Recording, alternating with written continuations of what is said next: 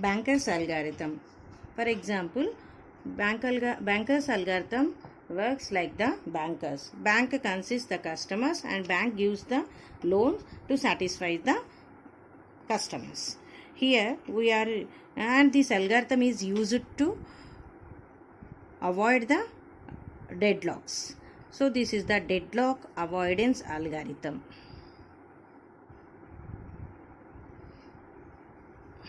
Deadlock avoidance algorithm. Here we are taking the one example which has the 3 processes. Each consists 5 units of resources. We are given allocated and allocated processes and request processes. So we have to calculate, we have to check the is this processes are in safe state or not. Okay, what is the meaning of safe state? Safe state is the sequence of processes. How, in which sequence processes can be entered into the safe state. Okay, we have to check. According to the question, we are given total for the XYZ. Each consists 5 resources. So 5, 5 and 5. Total allocation for the each process.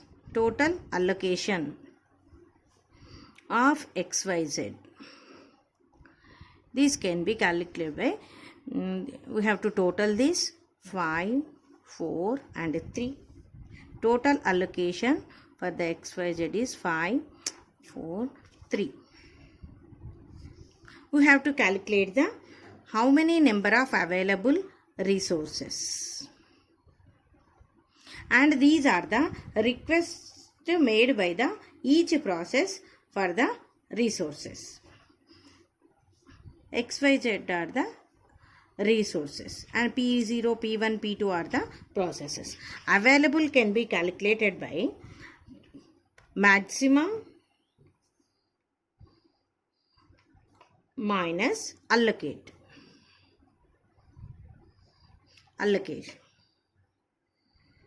Total maximum by total allocation.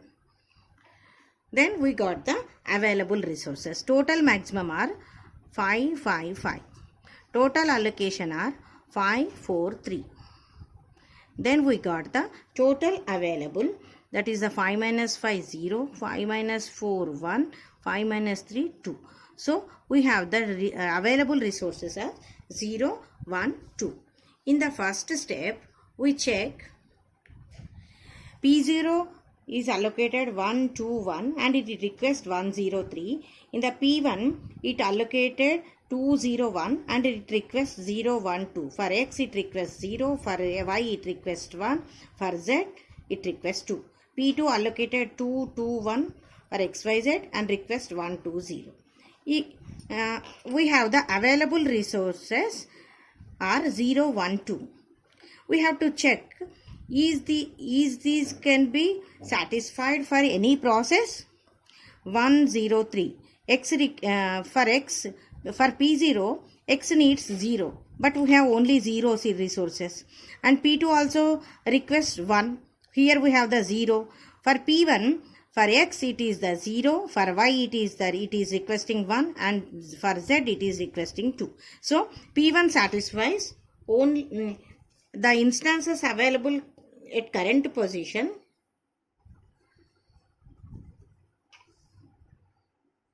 The P1 is allocated. P1 satisfied. P1 can be satisfied.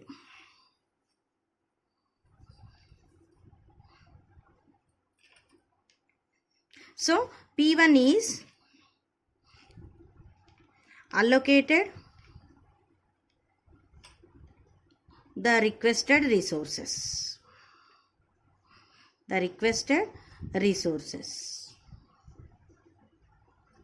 So it completes its execution. its execution,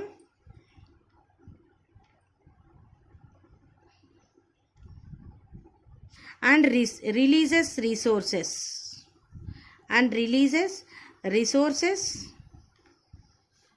held by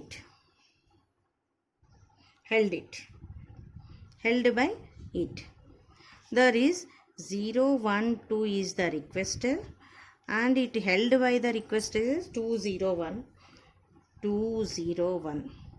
It becomes 213. Now 213 is the available is 213.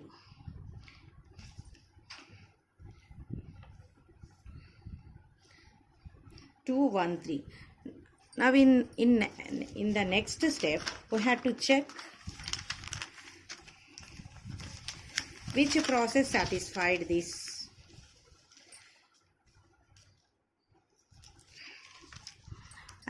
We have available 213. Which process is satisfying? 213.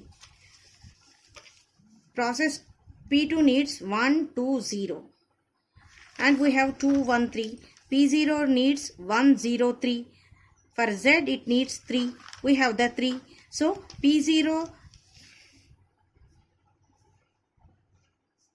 with the instance available, the P0 can be satisfied.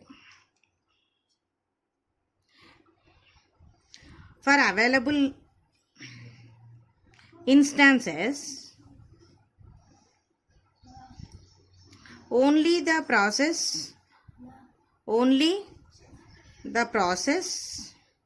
P0 can be satisfied. So P0 allocated the request resource, allocated the requested resources.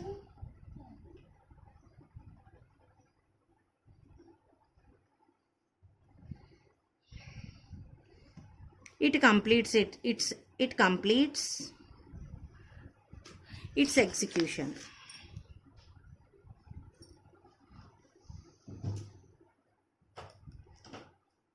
Now the available. In the step 1, P1 is completes, and in the step 2, P0 is completes. Now the available is 213 and the resources released by the P0 is 121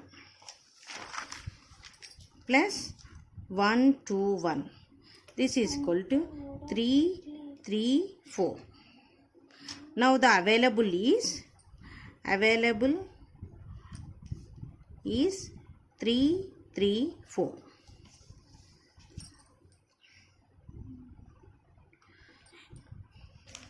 In the system, we have the only one process, that is the P2, which satisfies the available resources. So P2 allocated the resources, allocated the requested resources,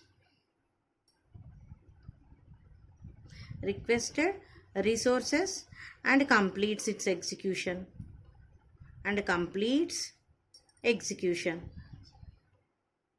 Now the available is, and it releases its resources. Those are now the available 3, 3, 4 are the available resources, and which are held by the P2 are 2, 2, 1 plus 2, 2, 1, which is equal to the 5, 5 and 5.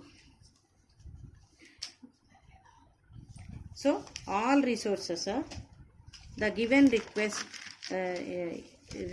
for the each resources are now free. It's the complete. The safe sequence for this is P1, P0 and P2. Okay, this is the safe sequence to execute the processes. Okay, this is the safe sequence for this.